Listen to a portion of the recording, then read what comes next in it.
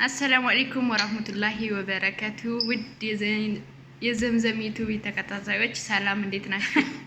ደህና ናችሁ ወይ? እኛ አለን አልሐምዱሊላህ። ዛሬ ዘሙዬ እኔ ጋር መጣለች። እንኳን ደህና መጣሽ ብያለሁ። ነይ ነይ ሳሚራ።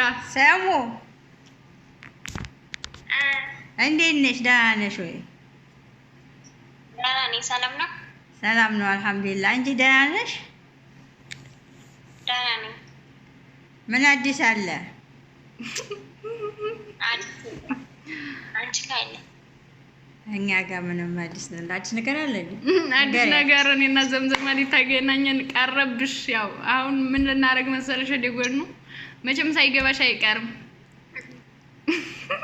አዎ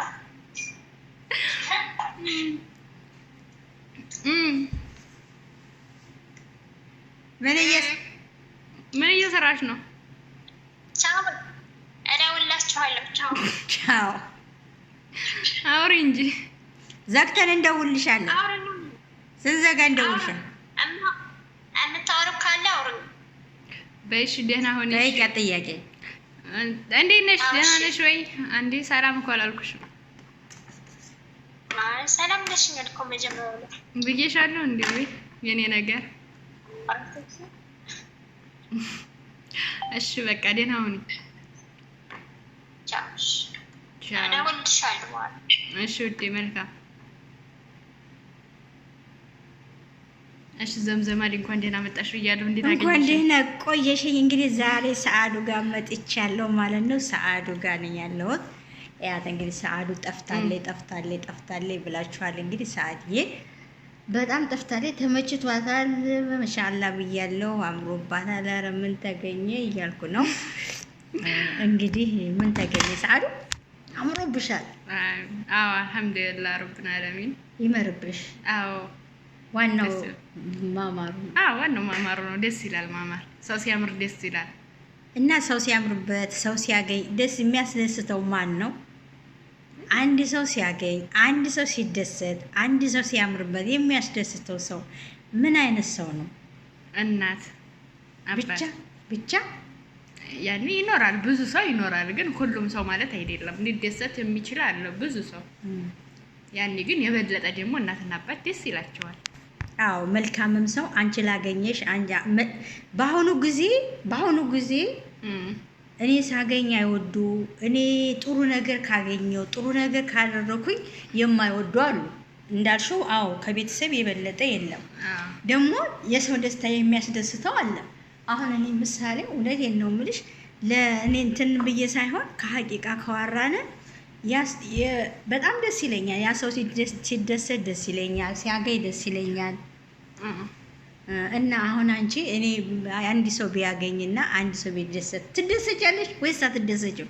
እደሰታለሁ። የምር በጣም ወላሂ ደስታም ሀዘኑም በቃ ሁሉ ነገሩ ያሳዝነኛል። የምር እንደ ራሴ ማለት ነው እኮ። ደስ ይልሻል? አዎ ሲያገኝ። አዎ ደስ ይላል ሲያገኙም ሲደሰቱም። በቃ ያኔ ምንም ደስታም ጥሩ ነው፣ ሀዘንም ደግሞ አታምጣብኝ አይባልም። አላህ ደግሞ ሁሉንም ነገር ሊያስችል አይሰጥም። እና ግን የበለጠ አላህ ሁሉንም የሚያስደስተው ነው የምለው እኔ። አላህ ሁላችንን የሚያስደስተን ያለ ኑሮ ይስጠን። አሚን። እና አንድ ነገር ደግሞ ሰምቻለሁ፣ ግን የሚያስደስት ነው።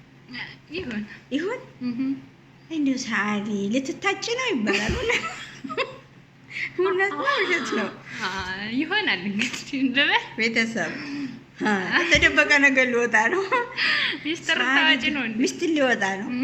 ሰዓዲ እንግዲህ ልትታጭ ነው የሚለው እና እንግዲህ እስቲ እንዴት ነው?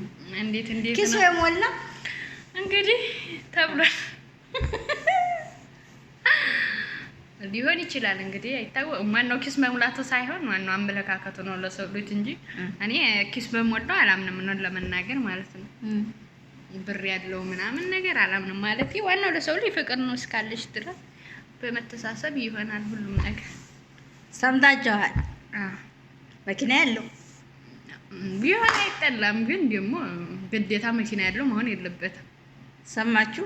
አዎ ብር ያለው እሱም ቢሆን ደስ ይላል።